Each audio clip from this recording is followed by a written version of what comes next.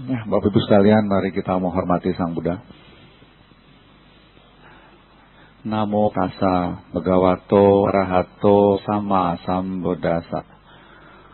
Namo tassa bhagavato arahato sama sambuddhassa. Namo tassa bhagavato arahato sama sambuddhassa. Namo Buddhaya.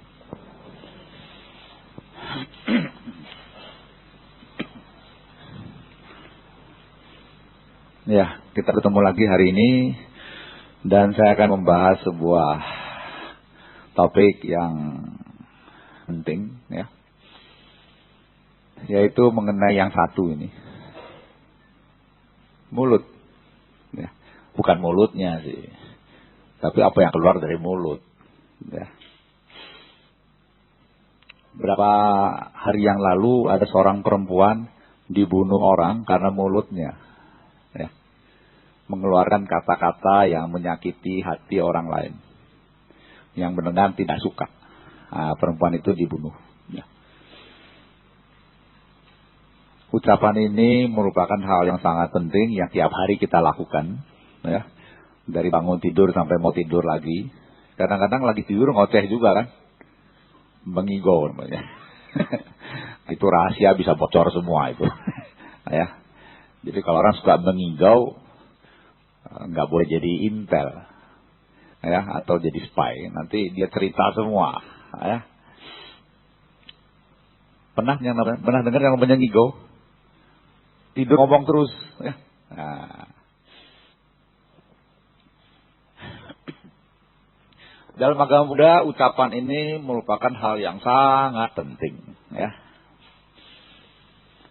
Setiap minggu kalau kita baca Pancasila Buddhis itu kan ada musyawarah, ya, yang kita langgar tiap hari, ya.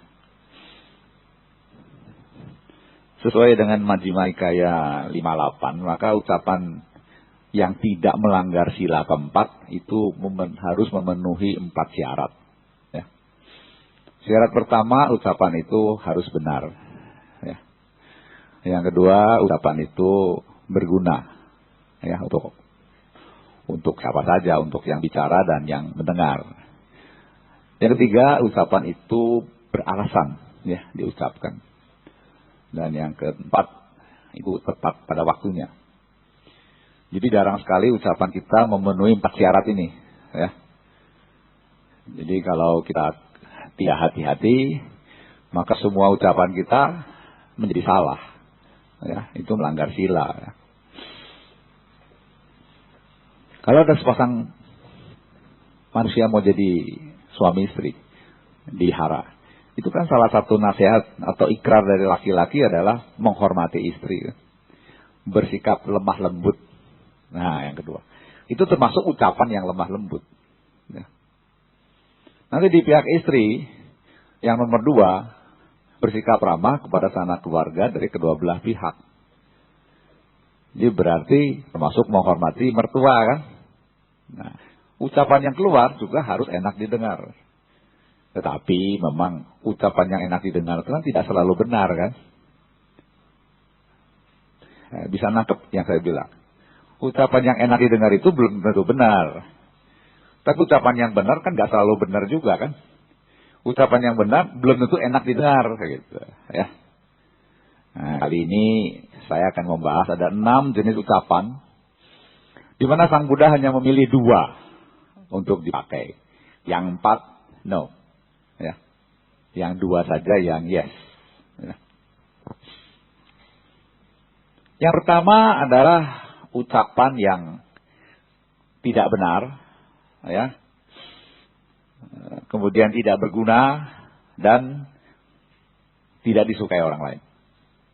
Apa misalnya? Orang baik kita bilang orang jahat. Sebetulnya dia orang baik, tapi kita bilang dia itu jahat, suka bohong, padahal dia orang jujur. Jadi ucapan itu tidak benar, tidak berguna, dan tidak disukai orang. Karena kita bicara salah, ya. Yang betul kita bilang salah, yang salah kita bilang betul, ya. Nah, itu namanya ucapan yang jenis pertama, ya. Ingat, ya. Tidak benar, tidak berguna, tidak menyenangkan orang lain. Yang kedua, ucapannya benar. Ya, benar, tapi tidak berguna dan tidak disukai orang. Misalnya apa? Misalnya kita punya pembantu. Di sini bukan pembantu itu mesti salah ya. Pembantu kadang ada yang resik kan, ada yang jorok kan, nyapu nggak pernah bersih, ngepel, becek sana sini, ya dah, ngelap kaca, sisanya masih baret-baret begitu, ya banyak debu. Katakanlah dia tuh orangnya jorok, tahu jorok? Kalau kita panggil dia pakai jorok boleh nggak? Hei jorok, sini kamu. Ucapannya benar kan? Memang benar dia jorok orangnya. Tapi apakah berguna? Panggil dia dengan kata itu. Sama dengan anak yang rapotnya merah melulu. Pantas nggak kalau orang tuanya bilang, goblok sini kamu. Jadi dia diberi nama goblok, siapa suruh tolol? Memang betul tolol. Tapi apakah kalau orang tolol boleh dipanggil tolol? Botol kamu, bodoh bintol. Nggak boleh kan? Nah itu jenis yang kedua. Meskipun betul, ya, malas, nggak boleh dipanggil pemalas. Pemalas sini kamu, nggak boleh juga. Ya. Jadi meskipun benar, tapi tidak berguna. Nggak ada gunanya ngomong begitu. Ya. Dan tidak enak didengar. Ya. Itu jenis yang kedua. Jenis yang ketiga adalah ucapan yang benar, berguna, tapi tidak enak didengar. Nah ini. Benar, berguna, tapi tidak enak didengar. Misalnya, kalau orang yang membunuh orang tuanya sendiri, itu akan masuk ke neraka selama 1 kalpa misalnya. Nah orang yang membunuh ibunya kan dibilang itu kan gak enak kan. Betul kan? Nah itu namanya ucapan itu benar, berguna, tapi tidak enak didengar oleh yang bersangkutan. Ya. Kalau kita bilang, kalau orang malas, mana bisa kaya. Orang malas tuh gak mau dengar begitu. Dia maunya malas tapi bisa kaya begitu kan. Nah baru dia senang. Ya. Jadi ucapan ini benar, berguna, tapi tidak enak dengar. Saya pikir saya telat khotbah tentang ini ya. Kita udah lama jadi orang kan. Sudah ngomong kemana-mana kan. Tapi yang ini kita belum paham kan. Nanti pulang dari sini hati-hati ngomong. Jenis yang mana kita ngomong. Ya. Kalau salah berbahaya buat diri sendiri. Jenis yang keempat itu lebih gampang ya. Tidak benar, tidak berguna, tapi enak didengar. Tidak benar, tidak berguna, tapi enak didengar. Oh, kalau bunuh orang nggak apa-apa. Nanti kita bikin upacara khusus, dosanya impas semua. Nah itu enak didengar tuh oleh yang jahat. Ya. Salah kan? Menurut kita sesuai hukum karma, siapa yang berbuat jahat masuk neraka. Tapi kita bilang sama dia bisa masuk surga. Nah itu salah namanya. Ya. Ucapannya tidak benar, tidak berguna, enak didengar. Gak apa-apalah, rapotnya merah semua. Nanti papi suap gurunya, naik kelas. Nggak naik kelas, papi pindah sekolah lain. Bisa begitu kan, banyak orang tua begitu kan.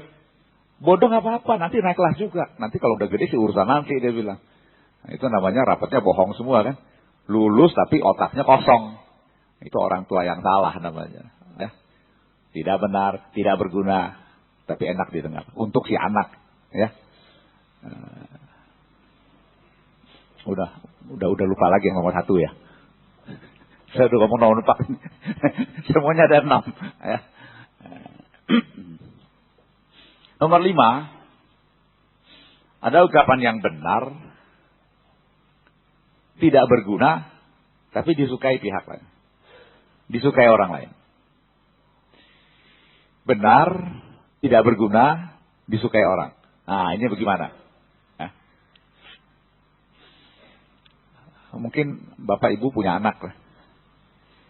Nanti anaknya udah gede, ya, udah besar. Orang tuanya kan udah tua kan. Terus di depan umum kita ngomong, ini anak saya yang nomor 2 ini, Kalau ke rumah orang lain suka ngompol.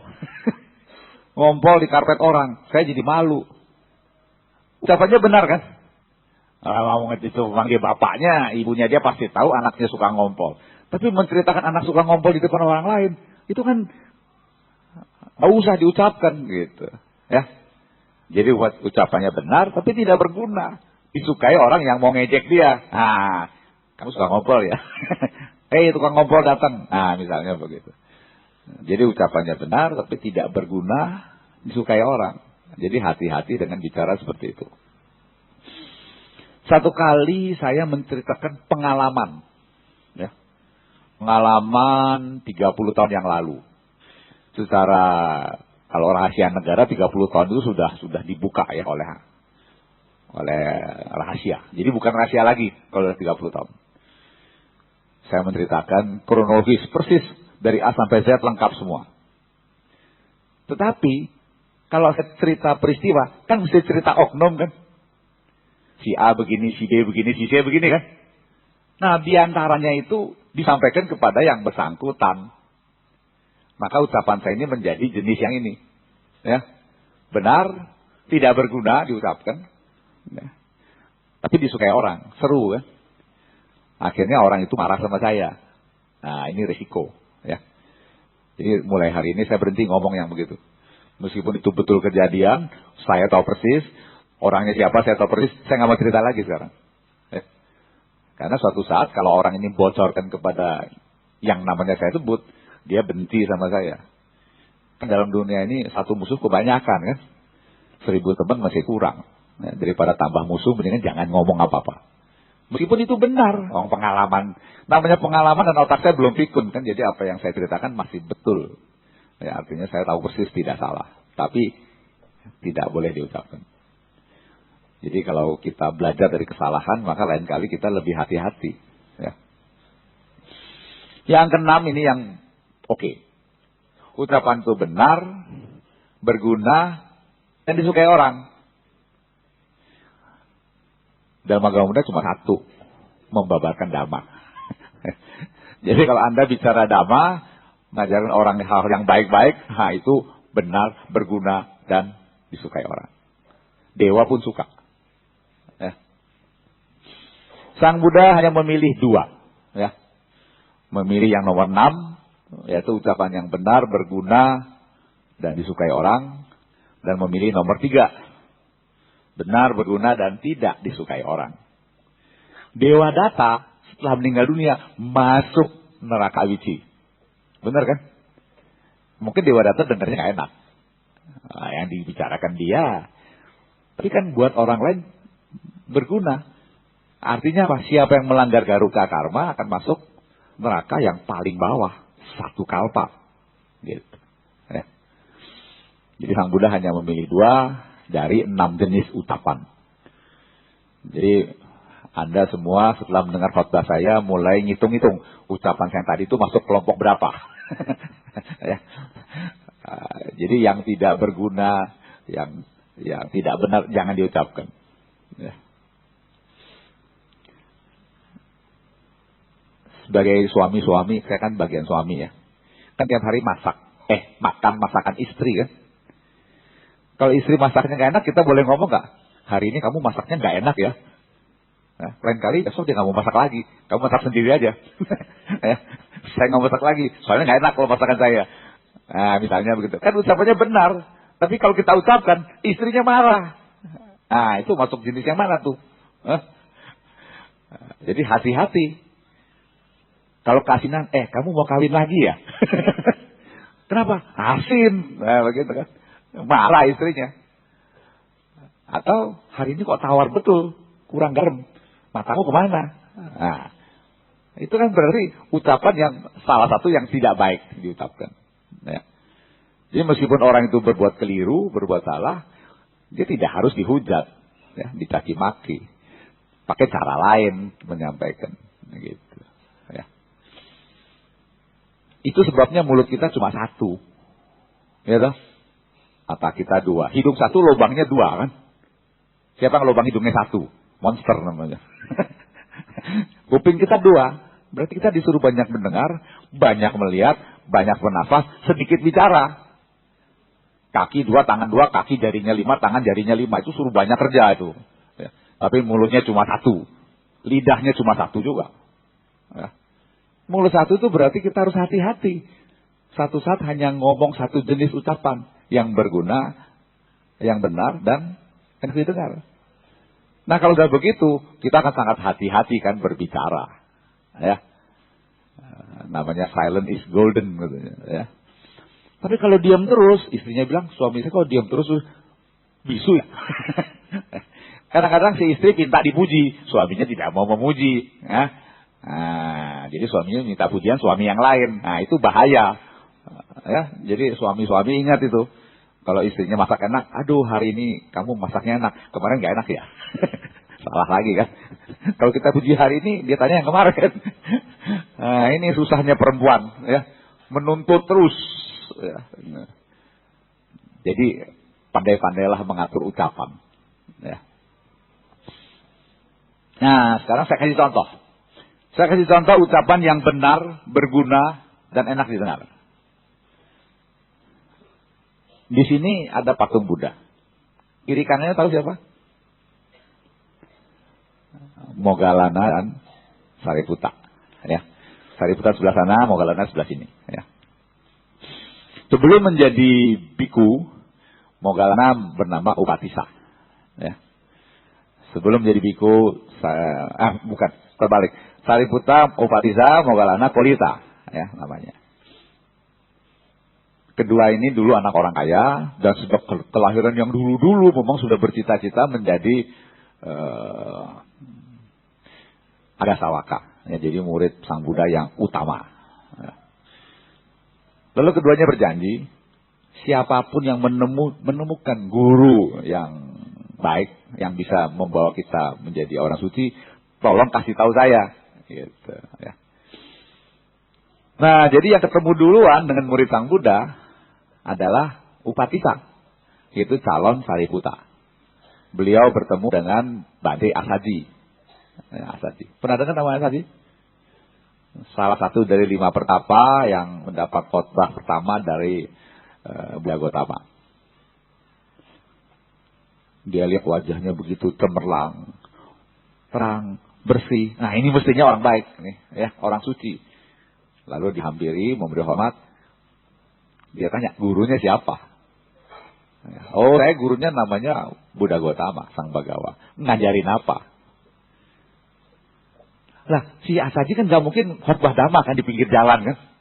Dia hanya ucapkan 1 kalimat. Ya berapa baris maksudnya. Yang terjemahannya, semua benda timbul karena satu sebab. Ya. Dan sebab itu telah diberitahukan oleh Sang Tathagata. Ya. Dan bagaimana melenyapkan sebab itu. Ya. Itulah yang diajarkan oleh Sang Petapa Gautama. Itu satu baris kalimat. Begitu mendengar kalimat itu, Upatissa menjadi Sotapanna. Tahu Sotapanna? Orang yang masuk ke dalam arus kesucian yang pertama. Ucapan yang sama diulangi oleh Upatissa kepada Kolita. Sama, Kolita sudah langsung jadi Sotapanna, Sotapati. Ya. Jadi bayangkan satu ucapan yang benar, berguna, enak didengar, itu membuat orang biasa menjadi orang suci. Luar biasa kan? Ya. Kita bisa aja mengucapkan kata-kata yang enak didengar. Di paling-paling orang senang pantatnya mekar. Tahu pantatnya mekar? Wah, kalau kita dipuji orang kan pantatnya mekar kan, happy. Tapi belum tentu benar kan itu ucapan. Mungkin dia mau pinjam duit udah gitu. Pinjam mobil, pinjam duit dan lain-lain. Ada maunya. Ya. Tapi Asaji ngomong itu tidak untuk dipuji orang. Ya. Sehingga kemanapun Sariputta pergi, dia menghormat karena Asaji bertempat tinggal. Karena dia menganggap Asaji itu guru yang memberikan jalan kesucian kepada beliau. Ya. Nah itulah yang ingin saya sampaikan hari ini. Jadi ucapan ini kalau benar, berguna, enak didengar, itu akan membawa manfaat buat yang bicara dan buat yang mendengar. Ya. Tetapi kalau tidak memenuhi syarat itu, maka ucapan ini bisa menjadi bumerang. Ya. bisa merugikan kita sendiri, merugikan orang lain. Ya. Saya ini kerjanya tes kepribadian. Ya. Salah satu ukuran manusia adalah ego strength. Ego strength itu bukan egois. Ya. Ego strength adalah kemampuan seseorang untuk percaya pada dirinya sendiri. Saya tanya, perlu nggak itu? Percaya pada diri sendiri? Perlu kan? Tapi kalau kebanyakan jadi bukan egois. Kalau kebanyakan ego strength menjadi terlalu percaya diri. Ya, beli saham yang banyak bangkrut gitu. Kalau orang percaya diri itu berarti saya bisa, ya. Kamu bisa, saya juga bisa. Tapi ada orang meskipun sudah S2, S3, jangan saya deh, kamu aja deh. Nah, itu namanya tidak percaya diri. Padahal dia bisa, tapi merasa tidak bisa. Secara psikologi perkembangan, maka rasa percaya diri ini dipupuk dari usia 6 tahun sampai 12 tahun. Siapa yang memupuk? Ya tentunya orang tua, guru, ya, teman-temannya, lingkungan keluarga, dan seterusnya. Bayangkan kalau seorang anak, kalau rapotnya dapat 100, bapaknya bilang, itu mah biasa. Ya. Kalau dapat 30, baru dia digebukin. Goblok kamu, tolol kamu. Jadi anak ini, percuma dapat 100, nggak ada pujian. Kalau dapat 30, dapat perhatian. Ya tuh, dicubitin, dipukulin, disetrap. Berarti orang tua hanya memperhatikan anak kalau dia goblok. Betul atau salah? Salah. Kenapa betul? Mestinya kalau anak itu pintar, kita kasih pujian. Kan nggak usah berbentuk duit kan. Kita tepok punggungnya. Kamu pintar ya hari ini ya. Usap-usap kepalanya. Nanti papi atau mami beliin sepeda yang baru. Kan jadi anak itu bersemangat. Oh, kalau saya dapat nilai yang bagus, orang tua saya senang. Jadi nanti belajar terus untuk menyenangkan orang tua. Tanpa sadar kalau dia pintar kan yang untung dia sendiri kan.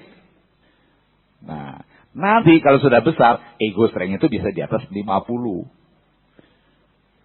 Saya bisa. Kalau saya juga bisa. Tapi kalau sudah besar ego strength-nya cuma 26, 35, sedangkan rata-rata 50, itu nggak bisa jadi pemimpin nanti di kantor. Ya, dia turutin usul orang lain, usul istrinya. Dia sendiri nggak punya pendirian. Kan ada orang begitu kan. Nah setelah dia dewasa, datanglah keluarganya. Dokter, bisa nggak nih anak saya ego strength-nya dari 26 menjadi 45? Saya bilang, bisa, tapi susah. Kenapa susah? Udah salah bentuk kan. Samalah Anda mau beli truk, tapi belinya Karimun. Susah kan merubah Karimun jadi truk. Ya, bisa di Karimun angkut pasir, tapi berapa sak? Kalau truk kan bisa banyak, misalnya begitu. Jadi artinya, marah yang penting itu jangan dilewatkan. Ya, memupuk harga diri, memupuk rasa percaya diri itu antara 6 sampai 12 tahun. Begitu lewat 12 sudah susah kembalikan masa itu. Yang penting adalah orang tua tahu kapan memuji anaknya, supaya anak itu bersemangat kalau dia berbuat baik. Rapotnya bagus. Gitu. Tapi kalau dia berbuat salah kita hukum, dia goblok kita hukum, saya goblok aja dah. Karena dengan goblok orang tua sayang sama saya. Kadang-kadang pukulan dianggap sebagai perhatian. Ya. Jadi orang tua yang tidak bijaksana akan berbuat seperti itu. Ya, anaknya jadi badung kan. Bandel badung susah diatur. Karena dia baru disayang kalau dia ngomong. Itu menurut si anak. Orang tua bilang anak saya bodoh, pukulin aja. Nah, tapi kalau dia diperhatikan, kalau dia pinter, kalau dia berbuat baik, maka dia akan ulangi lagi itu perbuatan itu. Ya. Soalnya apa sih? Nggak ada sekolah jadi orang tua ya. Yang ada sekolah di SD, SMP, SMA, sekolah jadi orang tua nggak ada. Bikin anaknya pinter, membesarkannya kan susah. Ya.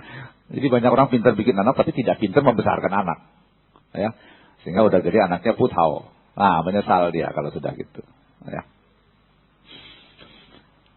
Jadi saya akan memberitahu resiko, ya, risk dari ucapan yang keliru.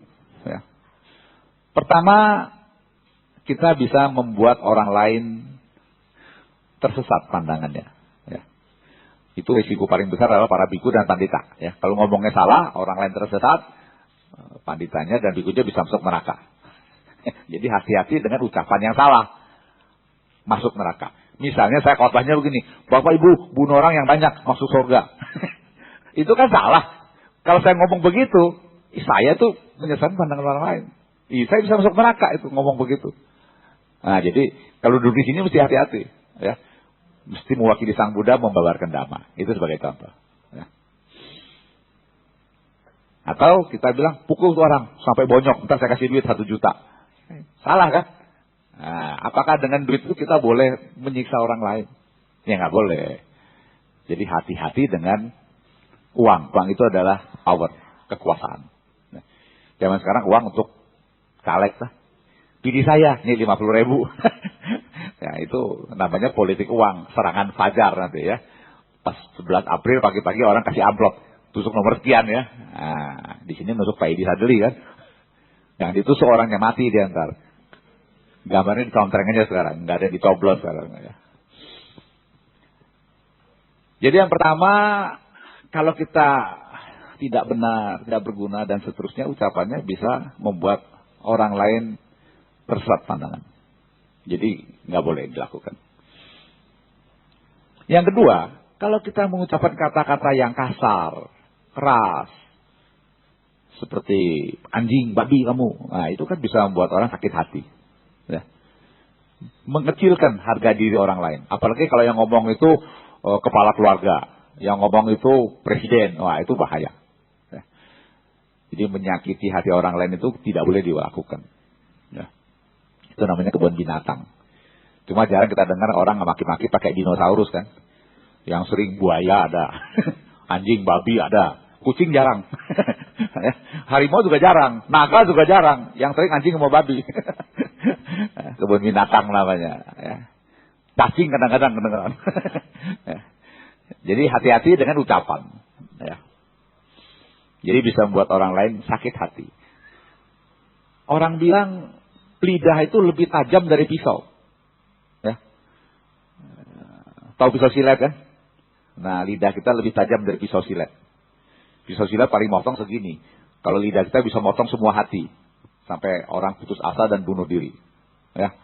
Jadi hati-hati dengan lidah Anda. Ya, karena bisa memotong hati orang lain. Ya.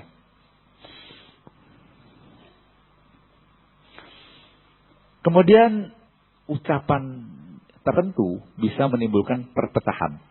Ya. Meskipun ucapannya benar. Ya. Jadi dua orang sahabat itu bisa berselisih, bermusuhan, kalau kita kipas-kipas. Ini kipas gini, ini kipas ke situ. Akhirnya dua orang ini bisa bermusuhan. Ya. Yang berbahaya kalau kita memecah belah sangga. Membuat dua orang biku bermusuhan yang tadinya bersahabat. Ya. Meskipun ucapannya benar. Ya. Tapi tidak berguna. Ya. Kalau lahir jadi alam peta, itu mulut bisa keluar belatung setiap kita ngomong. Ya. Itu ada dalam peta watu begitu. Ya. Ada orang memecah belah dua orang biku yang bersahabat, dia menjadi yaka, badannya bersinar, tapi mulutnya kalau ngomong bau dan mengeluarkan belatung. Ya. Menjijikkan. Ya. Jadi hati-hati dengan ucapan. Itu urusannya sama mulut itu. Ya.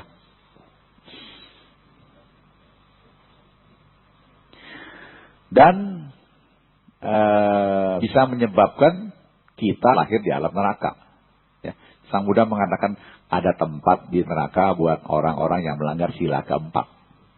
Nah, jadi jangan pikir masuk neraka karena bunuh orang, tapi mengucapkan kata-kata yang salah itu juga bisa masuk neraka. Ya. Dan saya kira Sang Buddha tidak akan mengancam kita kan. Sang Buddha bukan jenis makhluk seperti itu. Ya. Kita berlindung pada Buddha, Dhamma dan Sangha bertujuan baik, ya. Tidak untuk berbuat yang tidak baik. Ya. Jadi saya kira demikian apa yang saya sampaikan, tidak banyak ya. Tapi saya kira yakin semua udah pada lupa tuh nomor 1 apa kan. Nomor 2 apa, minggu depan kita ulangan ya. Tapi yang penting 2 jenis yang boleh diucapkan menurut Sang Buddha. Ucapan yang benar, berguna, dan menyenangkan orang lain. Yang kedua, benar, berguna, dan tidak menyenangkan. Yang lain jangan diucapkan. Yang tidak benar, tidak berguna, jangan diucapkan. Hanya merugikan. Ya. Kalau mau diucapkan, ya silahkan. Ya. Tapi kan tadi saya sudah bilang, resikonya bisa masuk neraka. Ya. Kalau mau jalan-jalan ke neraka, ya nggak apa-apa. Ya nggak apa-apa lah, saya maki-maki presiden. Paling nggak kita masuk penjara dulu kan sebelum masuk neraka. Bagaimana kalau kita demo ke Budabar? Pak Budabar di Jalan Keungguan nomor 1, nah itu ada Budabar. Kita teriak-teriak sana. Saya kira demikian dulu khotbah saya hari ini mengenai mulut. Ya, saya harapkan Anda bisa memahami khotbah saya dan bisa memanfaatkan dalam hidup sehari-hari. Ya. Mulut itu satu, tapi sulit dikendalikan. Orang bilang mulut kita lebih cepat dari panah, ya. Dan bisa menembus lebih jauh dari panah. Robin Hood, ya. Kalau dalam bahasa Inggris, word itu W-O-R-D kan. Kita kasih S di depan menjadi sword. Jadi mulut kita bisa menjadi pedang yang tajam, ya, bisa bunuh orang, bisa macam-macam terjadi. Ya. Jadi ucapan saya yang terakhir adalah hati-hati dengan mulut Anda. Ya. Kalau tidak, mulut kita bisa menjerumuskan kita. Ya. Salah ngomong itu bahaya. Ya. Oke, terima kasih atas perhatian. Namo Buddhaya. Sebelumnya mungkin ada yang ingin bertanya secara langsung. Tidak ada, baik kita langsung kembali kepada Romo Ratna Surya Widya. Hari ini saya terima cuma 2 lembar. Berarti sudah pintar semua.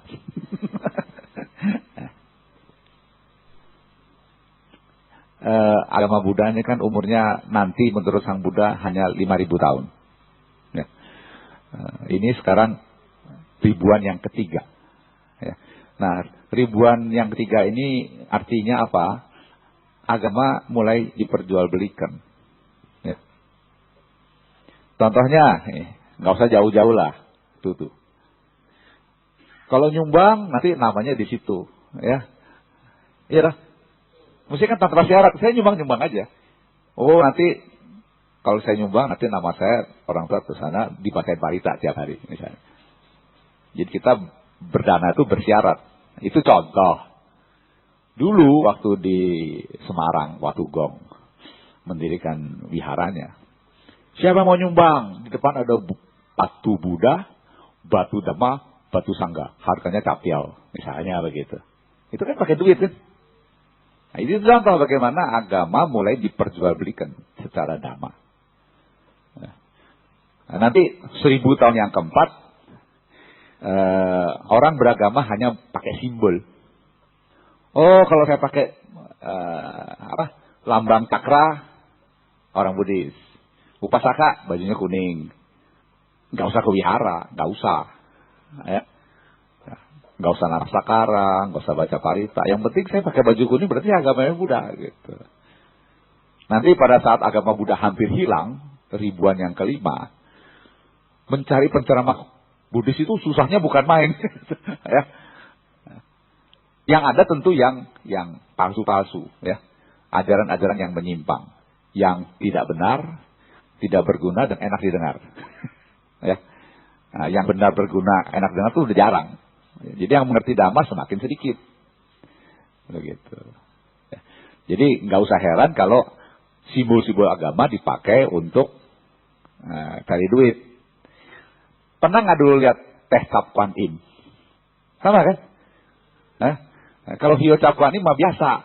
Ya, jadi artinya kita sudah menggunakan simbol agama buat cari duit. Nggak usah jauh-jauh. Di Kelapa Gading, di kota kan banyak tuh biksu-biksu yang kasih udah gitu udah sumbangan. Itu namanya kan menjual dhamma. Mestinya kan kalau cari tidak cari di pinggir jalan kan. Nah, itu contoh. Jadi ini hanya salah satu bentuk penggunaan atribut agama untuk cari uang. Gitu. Ya. Jadi saya kira jawaban saya tidak memuaskan memang. Ya. Tapi saya nggak bisa jawab lebih dari itu. Ya.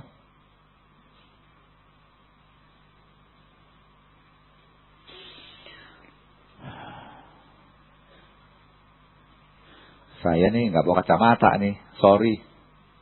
Ada yang bisa bantu saya baca nggak? Yang masih muda nih.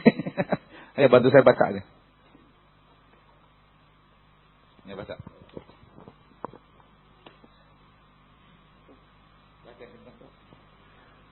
Dalam contoh atau cerita tentang seorang istri tadi, saya pikir lawan bicara kita pun harus dapat menjadi pendengar yang baik. Jadi kita hidup perlu adanya keseimbangan antara berucap dan mendengar, atau menerima saran yang baik dan bijaksana. Pertanyaan yang kedua, saya sangat setuju dengan statement Bapak tentang percaya diri. Memang banyak orang, walaupun berpendidikan tinggi, seringkali orang suka mendiskon dirinya. Tulisannya mendiskon. Nanti mungkin yang bertanya bisa diklarifikasikan maksudnya. Bagaimana caranya untuk dapat meningkatkan kembali rasa percaya diri lagi atau tidak mendiskon dirinya lagi? Terima kasih. Begini, yang namanya mengucapkan kata-kata itu adalah berbuat dengan ucapan. Ya. Kita bisa berbuat dengan yang lain. Senyum itu berbuat dengan mimik. Ya. Senyum. Bisa nggak senyum? Ya. Senyum nggak usah beli kan? Tapi kadang-kadang senyum kita mahal. Oh mahal. Saya lagi sebel, nggak mau senyum. Ya. Jadi senyuman kita itu kadang-kadang bisa jadi obat mujarab buat orang yang sedang membutuhkan senyum kita. Percaya nggak? Nah, kadang-kadang kita pelit dengan senyum. Apalagi sama duit, senyum aja pelit. Ya. Jadi dengan senyum kita punya kesempatan dapat teman banyak. Ya. Tapi kalau kita melotot terus, siapa yang berani sama kita? Negur aja takut. Ya. Ini sebagai contoh, yang nyanyi di depan. Kalau senyum lebih banyak, yang nyanyi lebih kenceng ntar.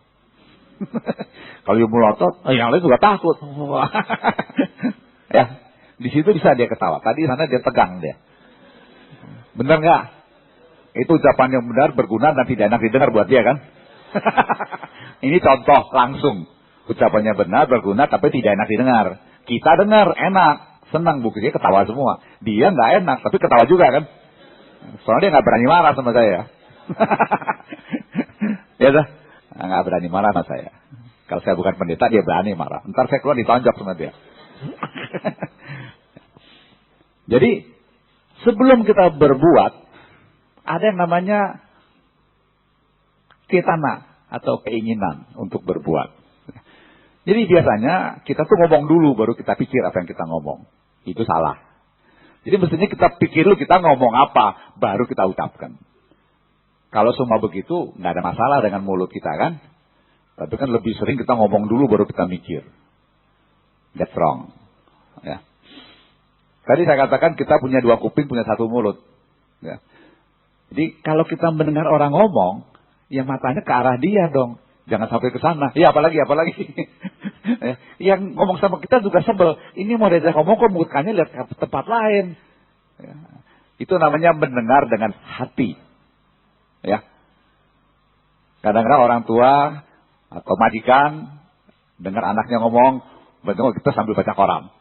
Ya, itu mendengar dengan kuping, tapi tidak dengan hati. Saya ini dokter spesialis jiwa. Pasien saya gini kan, nggak begini semua, ada yang setengah. Kalau saya mendengarnya sembarangan, marah itu pasien saya. Saya bisa dipukul, bisa dilempar pakai kursi. Jadi saya mesti mendengar dengan hati. Baru pasien saya senang sama, ini dokter dengerin saya ngomong.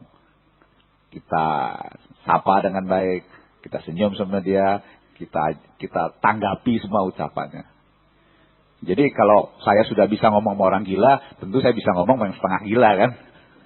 Apalagi yang waras mestinya. Cuma susahnya ngomong sama orang waras lebih susah dari ngomong sama orang gila. Karena di balik otaknya itu banyak macam-macam tipu muslihat. Kalau pasien jiwa enggak itu ya.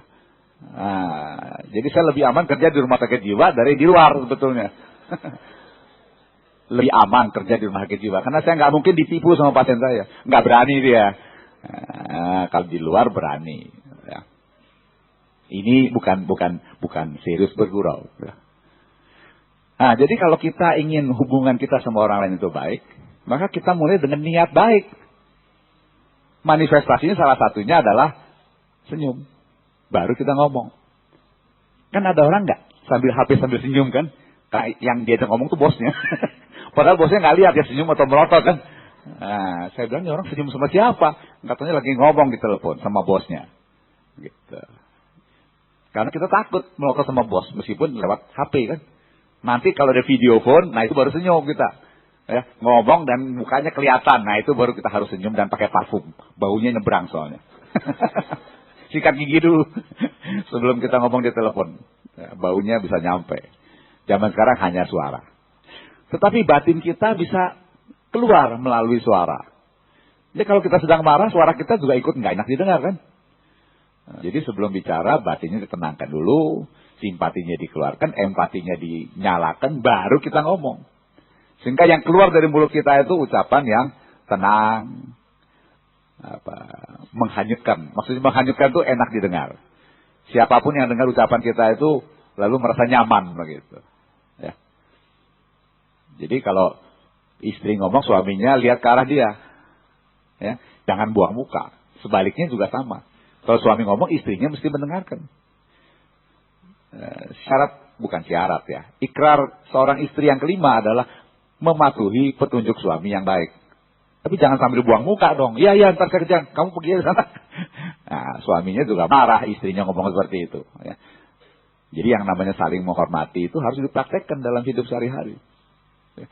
Bertepuk tangan kan nggak bisa sebelah kan? Coba bisa nggak tepuk tangan sebelah? Nggak bakal bunyi, sampai mati juga nggak bakal bunyi. Bertepuk tangan mesti kiri kanan, baru bunyi. Gitu. Jadi hubungan dua orang itu baru harmonis kalau dua-duanya bisa saling berinteraksi dengan baik. Saya kira itu prinsip yang sangat sederhana. Ya. Nah, tadi pertanyaan kedua, bagaimana supaya kita jangan mendiskon diri sendiri? Artinya jangan merendahkan diri sendiri, kita lebih percaya diri. Tadi saya sudah katakan, masa itu sudah lewat. Masa untuk memupuk ego strength adalah 6-12 tahun. Tapi kita masih bisa koreksi selama masa remaja sampai 19 tahun. Kalau sudah lewat 19 tahun, maka kita tidak bisa lagi mengutak-ngutik isinya. Kita cuma tambal sulam dari luar. Ya. Secara teori ada yang mengajarkan, kalau kita ingin meningkatkan rasa percaya diri, maka kita mesti sering melakukan hal-hal sederhana yang kecil-kecil yang berhasil kita kerjakan sendiri. Namanya small victory. Ya. Kalau nggak bisa big victory, small dulu. Misalnya, seorang wanita tidak bisa bikin nasi goreng, kesian kan? Nah, belajarlah bikin nasi goreng. Kalau perlu belajar sama saya, nanti saya ajarin. Nah, misalnya, kan saya dulu pramuka, mesti bisa bikin nasi goreng. Ya. Masak nasi liwet mesti bisa. Angus juga sering. Namanya masaknya di luar, nggak pakai gas, gitu. Ngaco lah itu. Nanti berasnya macam-macam, ada yang doain air, ada yang nggak doain air kan. Jadi di satu panci, kacau lah itu masaknya. Satu matang, satu belum. Nah, itu kalau jadi pandu pramuka mesti pernah mengalami begitu tuh, ya. Masak nasi yang setengah matang. Ya. Nah, jadi dengan demikian kita bisa menyadari itu semua. Ya. Nah, small victory ini bisa dimulai dengan yang gampang-gampang. Ya. Pasang kancing. Oh, saya bisa pasang kancing sendiri. Jangan kira gampang tuh pasang kancing, bapak-bapak ya. Itu bisa ketusuk. Kalau pikirin pacar, ya, sambil jarum benang mikirin pacar, ketusuk tangan kita. Ya, harus konsentrasi. Ngiris bawang. Ya, itu juga hal-hal yang gampang, yang enggak gampang. Karena apa? Bisa nangis kita. Ya, ngiris bawang merah. Nah, yang paling bisa ngetes kita adalah puzzle. Tahu puzzle? Nah, puzzle itu jangan pikir pasangnya, waktunya dong. Bisa nggak dalam waktu 5 menit beresin ini puzzle? Nah, jadi kita berlatih cepat. Nanti kalau nggak bisa gampang, gimana yang susah? Gimana kalau yang 4.000? Pasal ada yang dari 500, 1000, 2000, 4000. Ya, bisa ada yang pasal 4000 dalam waktu setengah hari selesai. Bisa 3 bulan baru selesai, misalnya. Nah, kalau kita berhasil melakukan itu sendiri dan sering, nah itu tetangganya, maksud saya tetangga tuh orang terdekat, apa suami, istri, ayah, ibu, anak, mesti memberikan pujian. Ya, tahu pujian? Apresiasi. Ah, kamu pinter, kamu bisa. Pasang di list, tempel di sana. Itu kerja saya tuh, gitu. Ya. Lama-lama kita yakin, saya kan bisa. Orang lain bisa, saya juga bisa, gitu. Ya. Itu namanya small victory. Kalau zaman dulu, anak kecil kan dikasih mainan dari papan yang panjang, pendek, ada yang bundar, ya dah. Namanya blok. Ya. Zaman sekarang Lego, ya. Nah, ayo kita bikin kapal perang, kita bikin gedung, kita bikin rumah. Nah, yang enak kita hancurin, orang bikin kan, udah bikin capek-capek kita lemparin, berantakan semua, marah dia. Nah, kalau kita sering melakukan itu sendiri, menciptakan sesuatu yang baru, akan timbul rasa percaya diri, saya bisa. Gitu. Nah, sekarang masalahnya, mainan sekarang pakai baterai kan. Kenapa? Baterai habis. Minta baterai baru. Jadi dia tidak berpikir untuk menciptakan yang baru. Jadi kesempatan orang tua untuk memuji anaknya jarang. Ya. Jarang kan? Paling baterai habis. Apa prestasinya dengan mainan pakai baterai? Nggak ada. Ya. Jadi mestinya beri kesempatan anak kita sering-sering melakukan hal itu sendiri. Dan kita puji dia kalau dia berhasil. Gitu. Nah itu yang membuat ego strength menjadi besar. Nah, tapi kalau sudah tua, tadi saya sudah bilang, ya lakukan semuanya sendiri. Ya, dan minta dipuji sama orang. Tapi kalau orang semua bilang, gitu aja, nggak bisa, goblok kamu, tolol. Ya kita makin minder kan. Ya. Setiap ucapan itu kan tadi saya bilang, ya, bisa membuat orang putus asa. Ya. Botol kamu, bodoh bitolol. Kita makin, ya nggak bisa lagi saya. Ya. Nah, jadi hati-hati dengan ucapan. Ya. Bisa membuat orang bersemangat, bisa membuat orang lain kehilangan semangat. Ya.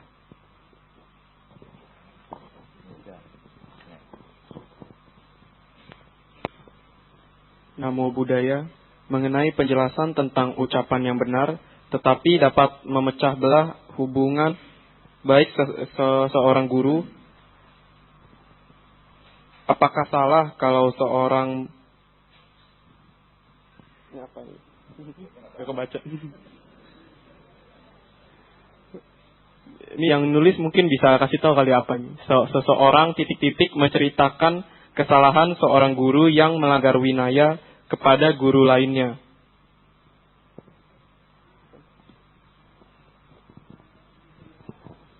Sebelum menceritakannya, seorang titik-titik menceritakan seorang umat menceritakan kesalahan seorang guru yang melanggar winaya kepada guru lainnya. Ya, begini. Kita sebagai umat Buddha punya aturan yang namanya Pancasila. Ya, tujuannya apa? Kalau kita punya sila, maka kita terlindung dari lahir ke alam neraka. Bukan untuk kepentingan orang lain, untuk kepentingan kita sebetulnya. Itu namanya pagar pengaman. Ya. Jadi Anda bisa aja melanggar sila tiap hari, tapi risikonya kan tanggung sendiri kan. Nah, untuk orang yang menjadi biku dan ingin menjadi orang suci, maka aturannya bukan Pancasila, tapi 227 sila. Nah, ya.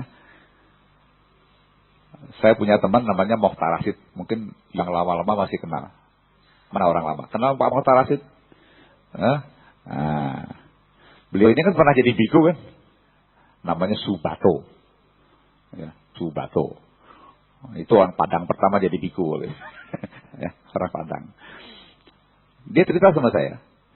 Ketika dia mulai jadi biku dan suruh belajar winaya, menurut dia, semuanya itu nggak boleh. Sampai dia bilang, yang mana sih yang boleh? Karena peraturan biku kan yang nggak boleh 227. Ya. Jadi, begitu beratnya untuk orang biasa menjadi biku, ya, sehingga menghafalnya udah sulit ya. Kita 5 masih hafal meskipun kita langgar terus. Nah, para biku itu 227. Nah, ada pelanggaran ringan, ada pelanggaran berat. Ya. Nah, kalau seorang biku melakukan pelanggaran winaya yang parajika, ya, yang 4, maka dia harus buka jubah, ya, nggak boleh jadi biku lagi. Karena dalam kehidupan sekarang dia adalah orang yang terkalahkan, tidak mungkin menjadi arahat pada kehidupan sekarang kalau dia melanggar parajika. Dan kalau terus dia pakai biku, pakai jubah biku, maka namanya menipu. Di Muangsa itu bisa ditangkap polisi. Ya. Di zaman Sang Buddha, yang namanya 227 sila untuk para biku winaya, itu bukan biku lain yang lapor, umat melapor kepada Sang Buddha. Ya. Kok ada sih biku terima uang? Kalau Buddha bikin peraturan, biku tidak boleh terima uang. Kok bisa sih biku tidur sama istrinya? Sang Buddha bilang, tidak boleh. Nah, itu jadi winaya dilahirkan sesudah ada pelanggaran.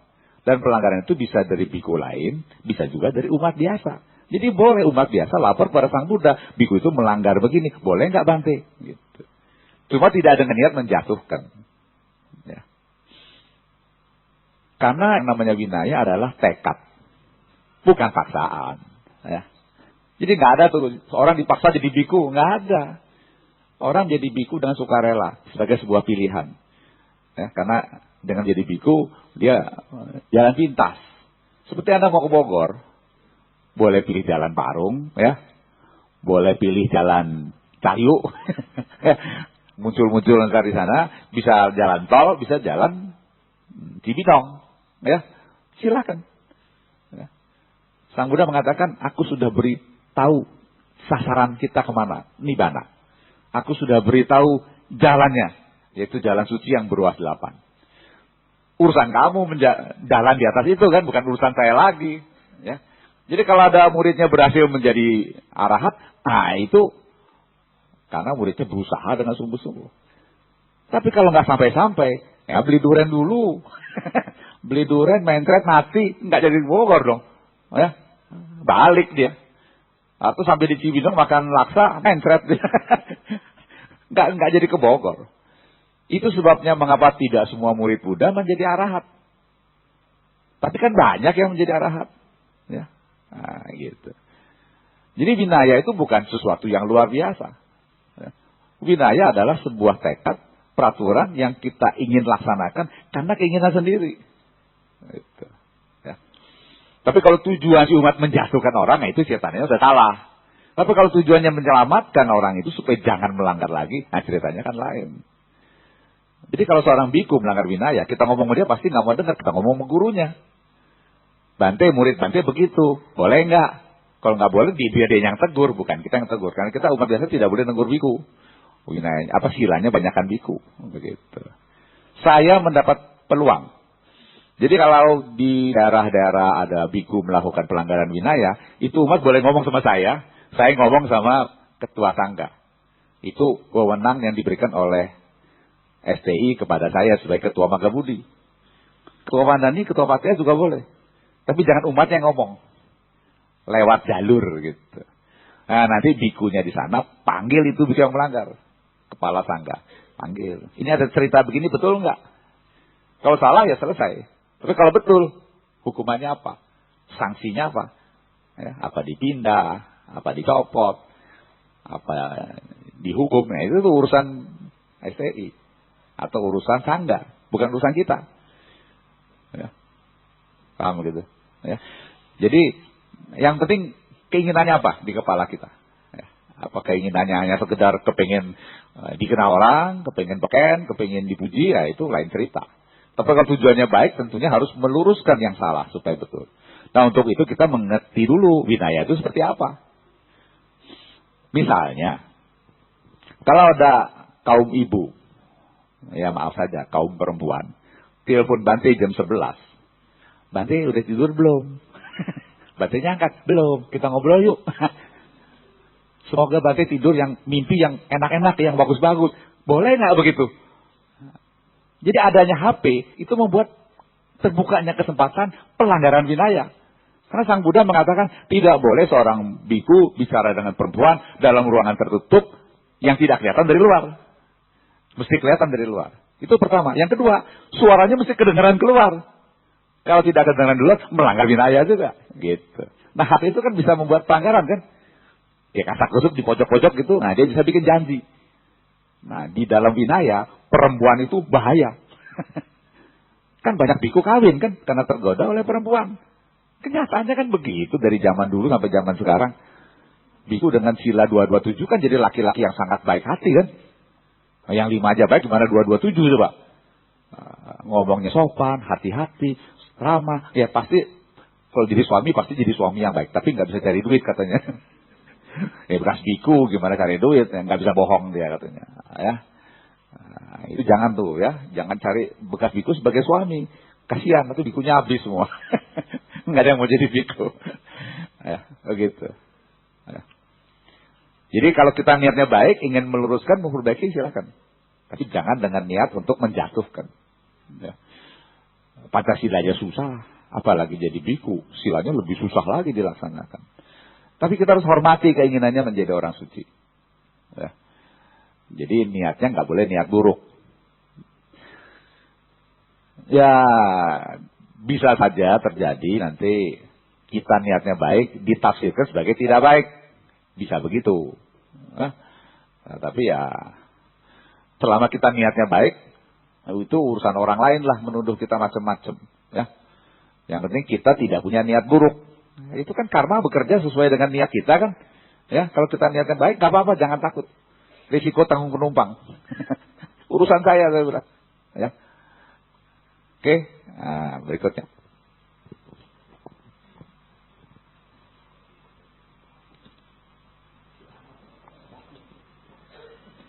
Namo Buddhaya Dokter, apakah istilah almarhum atau almarhumah, apakah adakah istilah almarhum atau almarhumah di agama Buddha? Saya memang akhir-akhir ini di kalangan Theravada bacanya mendiang. Karena dianggapnya almarhum, almarhumah itu bahasa Arab katanya. Sama aja kita nyanyi, marilah kita Buddha Nadi Rahmati Sang Trirasna kan. Rahmat itu bukan bahasa Indonesia, bahasa Arab juga asalnya. Saya kira bahasa nggak usah masalah deh, ya. Ya. Itu cuma hanya yang nambahan untuk menyampaikan pesan. Kalau kita mengerti, ya nggak apa-apa. Nggak usah ngotot di situ. Namanya kaku. Ya. Kita jangan jadi orang yang kaku. Ya. Karena juga banyak bahasa dari tampu dari bahasa Portugis misalnya. Ya. Peko dari bahasa Tiongkok, ya, Kuoi dan seterusnya. Jadi bahasa jangan dipermasalahkan. Ya. Yang penting niatnya, isinya apa. Ya.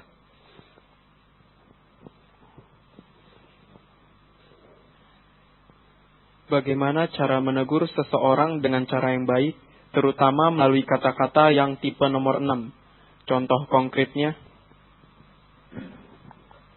Begini, yang paling sulit adalah memberi nasihat kepada orang tua. Kalau kita ngomong, lu tahu apa? Dulu kan ada di sini. Jadi kalau kita mau kasih nasihat sama orang tua, jangan ngomong lah, pinteran orang tua lebih dari anak kan. Nah, kesempatan itu yang mesti digunakan. Panggil Bante, suruh ngomong khotbahin kita punya orang tua. Panggil pandita, ajak ke wihara supaya dia dengar khotbah. Tapi kita pesan, Bante hari Minggu khotbahnya yang ini ya. Jangan lupa tuh, pesan sponsor. Nah, ya nanti kalau di rumah, Mah, Bante bilang apa kemarin?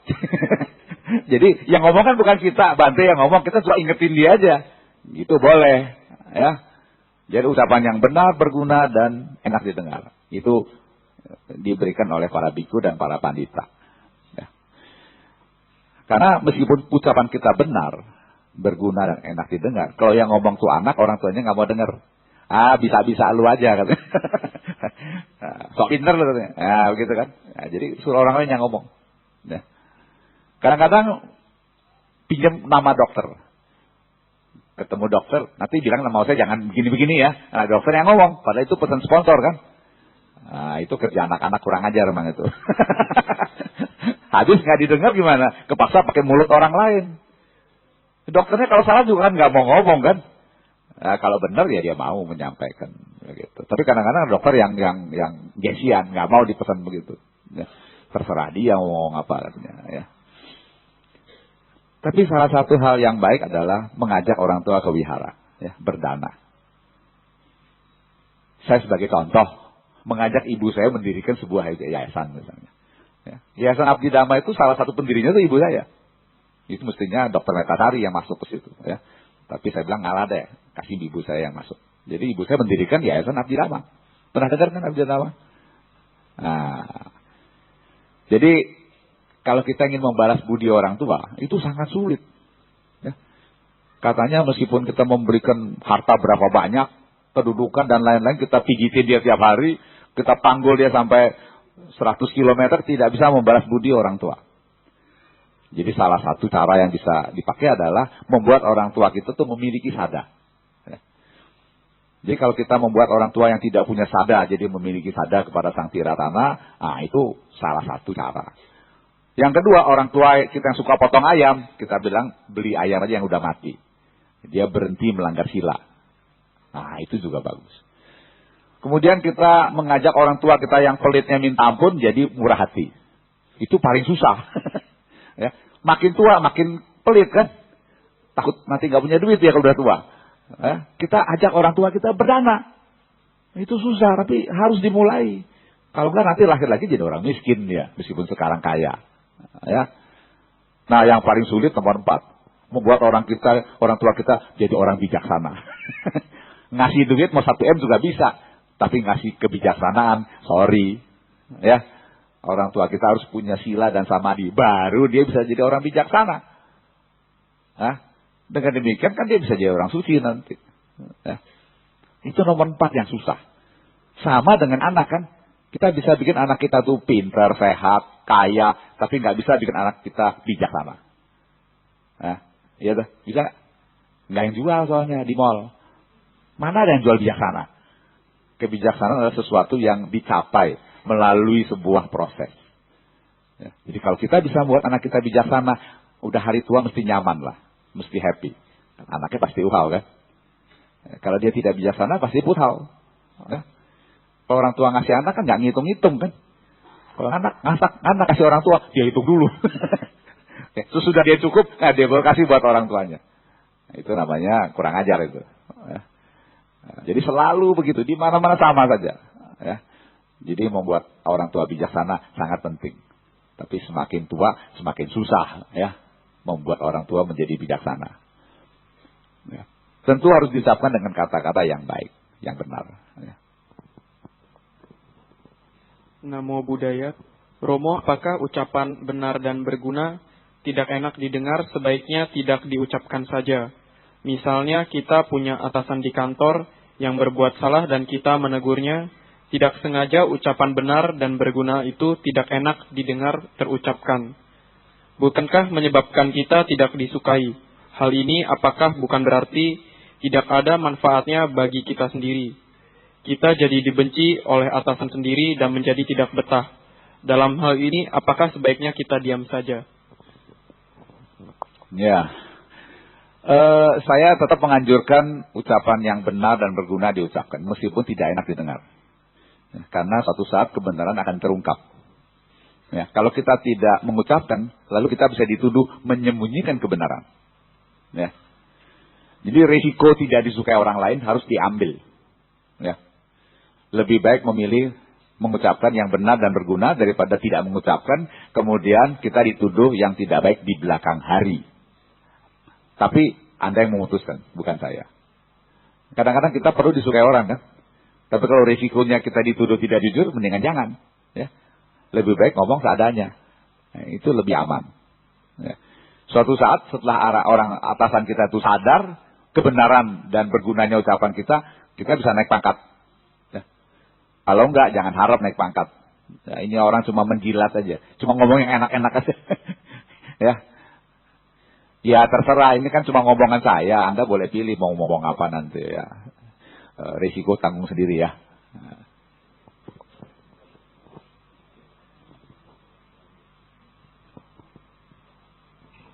Namo Buddhaya Romo, tolong tanya bagaimana cara untuk mencapai kebijaksanaan. Terima kasih.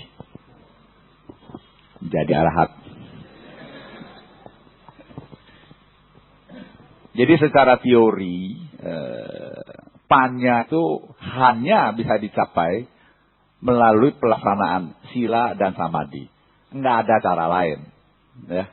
Misalnya kita nungging-nungging 1000 kali tiap hari ke Pluit Temasuka, bijaksana. Nggak ada. Ya. Paling-paling ya dengkulnya pegel, kepalanya benjol. Ya. Atau kita baca Karania Metasuta 1 juta kali. Nggak bisa juga. Ya paling-paling bibirnya doer. Ya, dewa-dewa banyak yang membantu. Tapi nggak bisa bijaksana. Kebijaksanaan hanya bisa diperoleh dengan satu cara. Ya, melaksanakan sila dan samadhi. Nggak ada cara lain. Ya. Kalau nggak percaya ya nggak apa-apa. Saya cuma ngomong begitu. Itu yang saya tahu dari buku-buku yang saya baca. Dan jangan mengharap target saya 10 tahun jadi umat Buddha, arahat. Berani nggak ngomong begitu? Nggak bisa. Nggak tahu kapan. Ya. Kita misalnya menanam pohon kelapa. Menurut buku Trubus misalnya, kalau kelapa hibrida 4 tahun kita bisa petik hasil. Apakah waktu kita tanam pohon pertama, pohon kelapa itu, dijamin 4 tahun lagi bisa petik buah kelapa? Kan belum tentu kan. Ya, siapa tahu banyak hama ya toh. Lalu ada banjir, kelapanya hanyut, mimpilah itu punya kebun kelapa. Ya. Jadi tugas kita sebagai umat Buddha, laksanakan saja ajaran Sang Buddha dengan sesungguhnya, dengan baik. Melaksanakan sila tiap hari, samadhi, mengembangkan batin. Nanti tercapainya itu panjang kapan, itu urusan nanti. Kalau sudah tiba waktunya, sudah masak, kan gak usah diminta kan. Ya berdoa sih boleh ya. Ngirim-ngirim buah ke dewa juga boleh, tapi dewanya sendiri belum bijaksana. Bagaimana dia bisa memberi kebijaksanaan buat orang lain? Jadi nggak ada upacara bisa membuat orang menjadi suci. Ya. Itu pandangan keliru yang perlu dipatahkan, bahwa dengan upacara orang bisa menjadi orang suci. Nggak ada. Ya. Jadi saya bukan merendahkan orang yang pasang hio sampai berjam-jam ya. Saya dulu pernah ke India 1 kali dengan satu rombongan. Salah satu peserta adalah anaknya bos ipar saya. Dia kalau kita sembahyang 5 menit, dia setengah jam. Ngacung-ngacung. Saya bilang, "You ngomong apa tadi?" Rupanya bisnisnya lagi berantakan. Jadi dia minta supaya para dewa tulungin bisnisnya maju lagi. Saya bilang, kok minta bisnis ke India? Ya. Jadi kalau kita 5 menit terangkap hio, dia terus pegangin tuh hio sampai dengkulnya lecet. Misalnya begitu. Jadi itu namanya beragama Buddha dengan cara yang salah. Ya. Sang Buddha itu bukan big boss ya, bisnis ya. Sang Buddha guru yang mengajarkan kita hidup lebih baik. Bukan ngajarin kita lebih kaya. Dia sudah pernah jadi orang kaya. Tapi dia bilang jadi orang kaya nggak selesai urusannya. Ya.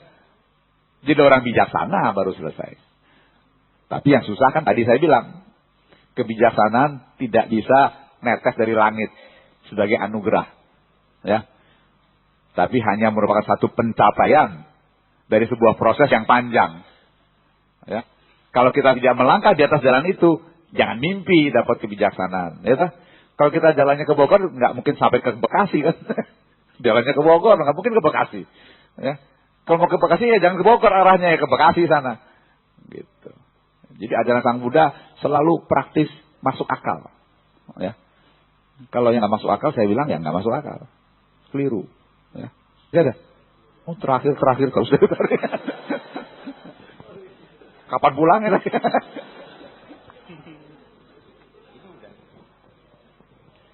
Selamat siang Dr. Widya, saya mau nanya, bagaimana seharusnya sikap kita sebagai orang tua yang beragama Buddha dalam menghadapi dan menangani anak yang diagnosa gangguan kepribadian paranoid? 2. Apa terapi terbaik untuk paranoid menurut agama Buddha? Paranoid itu kalau di dalam bahasa Inggris namanya delusion. Ya, delusion, pandangan keliru.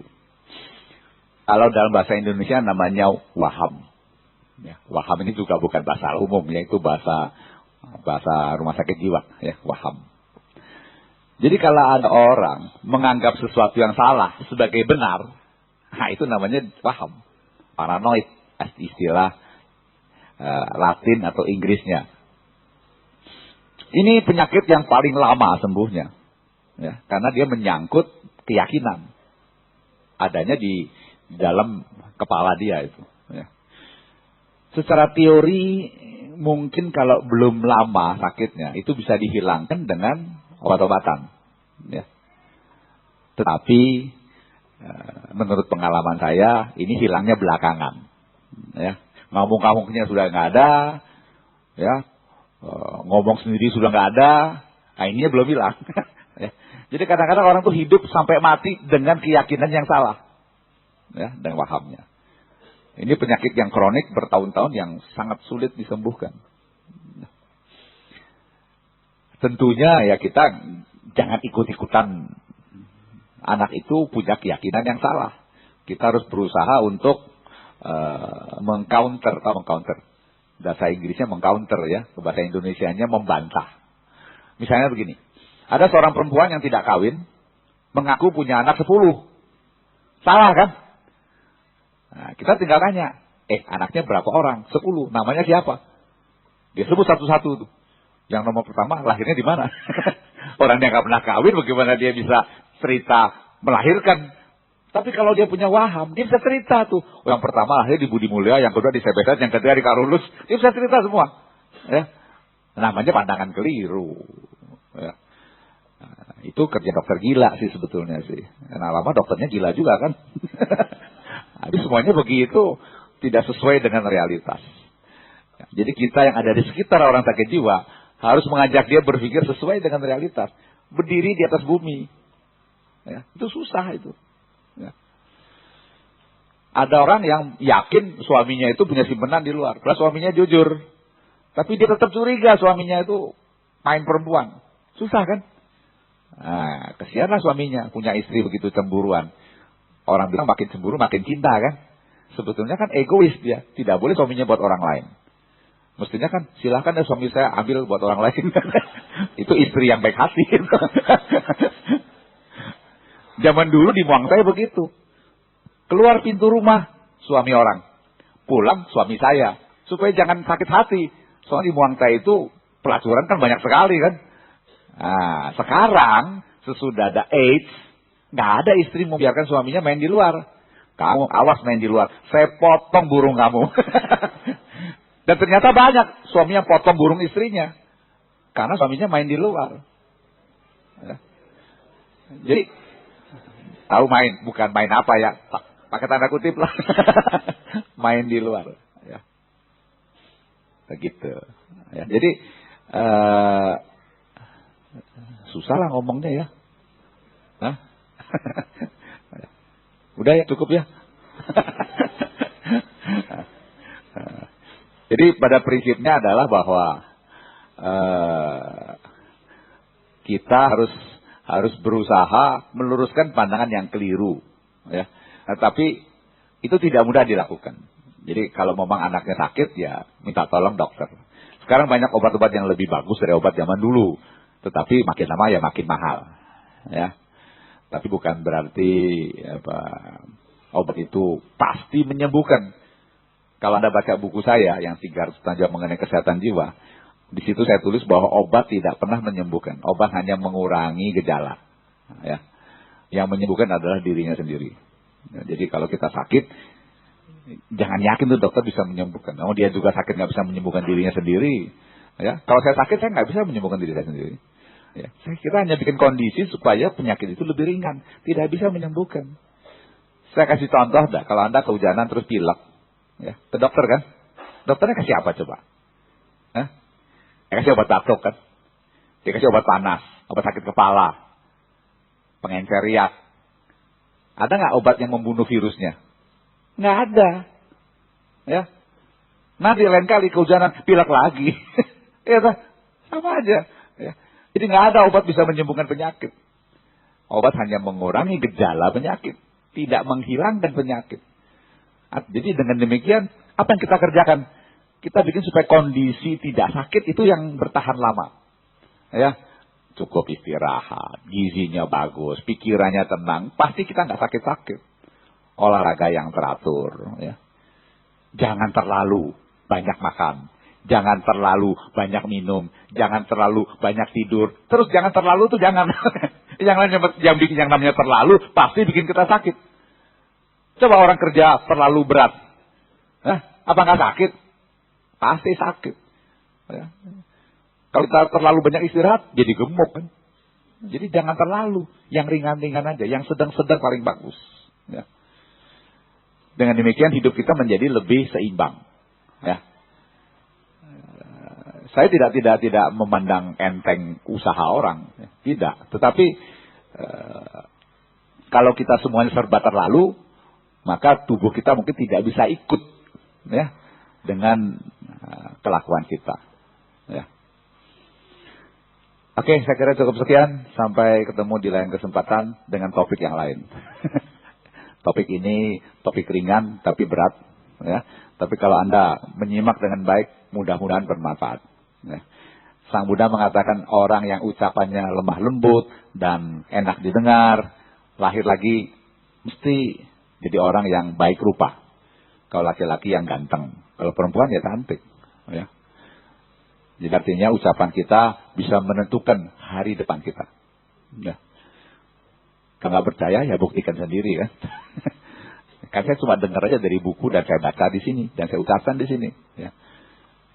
Jadi itu kelebihan dari pembabar dharma, membicarakan hal yang berguna, ya, benar dan enak didengar.